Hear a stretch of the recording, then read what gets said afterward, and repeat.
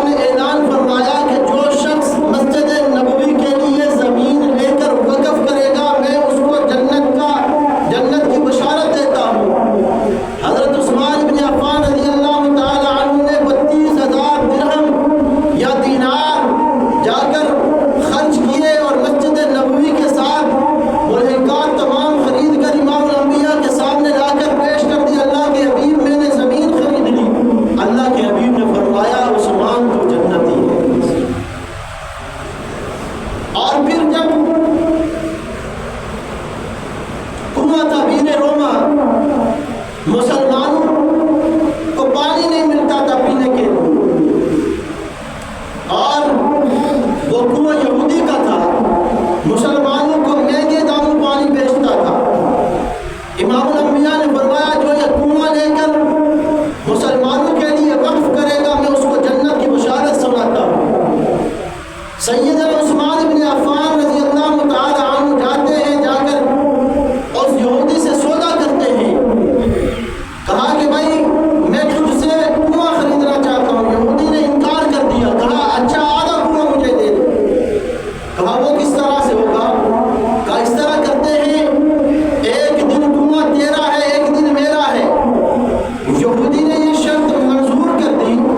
حضرت عثمان بن عفان رضی اللہ تعالی عنہ نے ایک دن کنواں یہودی سے خرید لیا، اور ایک دن اس کی پانی کی باری سیدنا عثمان کی ہوتی اور ایک دن یہودی کی ہوتی۔ اب جس دن حضرت عثمان کی باری ہوتی آپ مدینے میں اعلان فرما دیتے کہ جس کو بھی پانی کی ضرورت ہے اس کے لیے مفت پانی ہے۔ اب مدینہ کے جتنے بھی رہنے والے تھے وہ حضرت عثمان کی باری میں اپنا 2 دن کا پانی بھر کے رکھ لیتے۔ اب یہودی کی باری آتی، کنویں پہ بیٹھا رہتا لیکن پانی خریدنے کے لیے کوئی نہ آتا۔ یہودی تنگ آ گیا اور حضرت عثمان کے پاس آتا، آ کر کہا عثمان میں جو باقی کنواں ہے وہ بھی تجھے بیچنا چاہتا ہوں۔ کہا کیا قیمت لگاتا ہے؟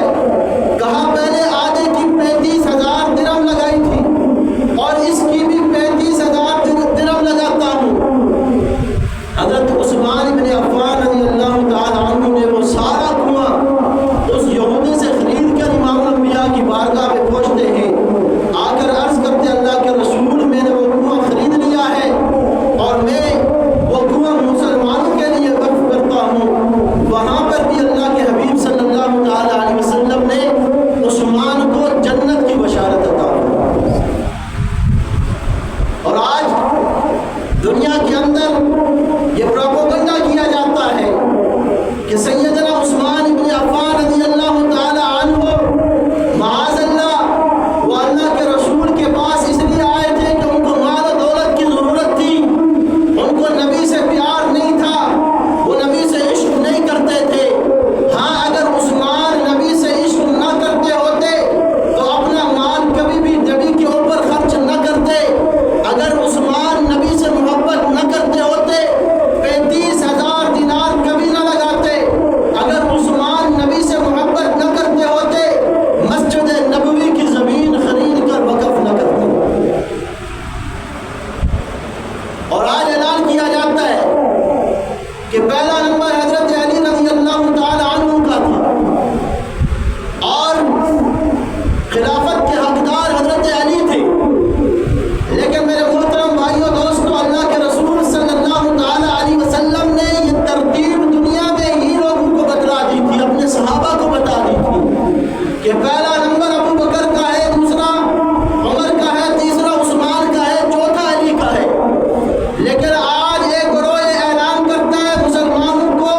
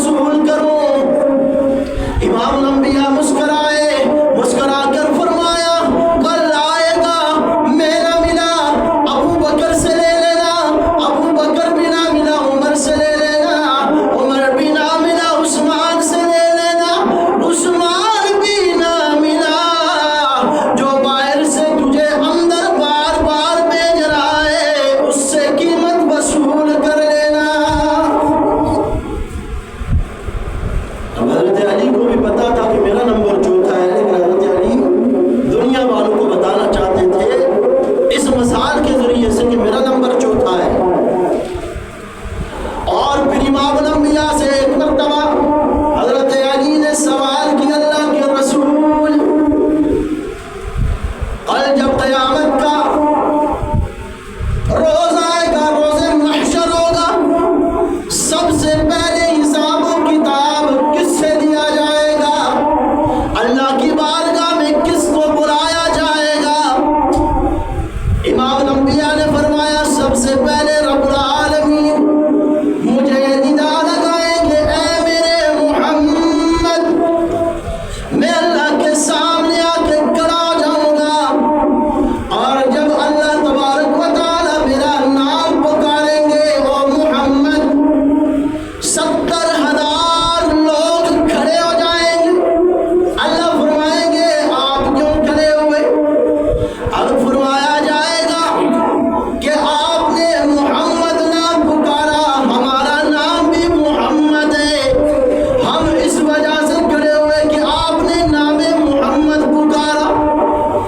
اب اس نام محمد کی برکت دیکھ لیجئے، اللہ تبارک و تعالی امام الانبیاء کے لیے حکم جاری فرمائیں گے، اے میرے حبیب آگے آگے آپ جائیے، اور آپ کے پیچھے یہ 70,000 لوگ جنہوں نے اپنا نام محمد رکھا ہے، ان سب کے لیے بھی میں جنت کا اعلان فرماتا ہوں۔ صرف نام محمد رکھنے کی برکت سے 70,000 لوگوں کو اللہ تبارک و تعالی جنت عطا فرماتا ہے۔